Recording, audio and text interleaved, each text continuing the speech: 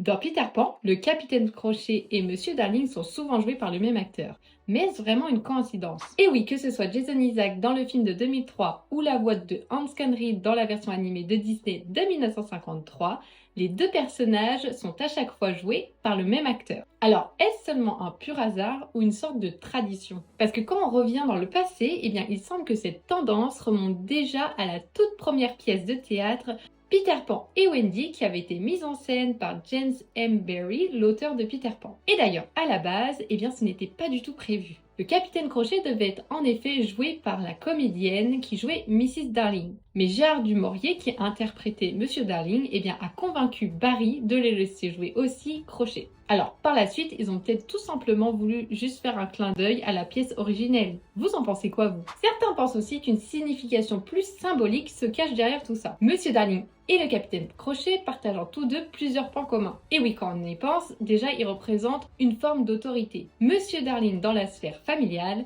et le capitaine Crochet dans le pays imaginaire. Ensuite, ils sont tous les deux opposés au monde de l'enfance. Monsieur Darling veut que Wendy grandisse et Crochet souhaite détruire Peter Pan et tout ce qu'il représente. Ils sont aussi tous les deux tournés un peu au ridicule et dépassés par la situation, que ce soit Monsieur Darling avec ses enfants, mais aussi Crochet avec Peter Pan. On pourrait alors penser que le choix d'un seul acteur pour incarner les deux ne soit pas si anodin. Et vous, étiez-vous au courant pour ces personnages? Vous penchez plutôt pour quelle théorie? Dites-le moi en commentaire.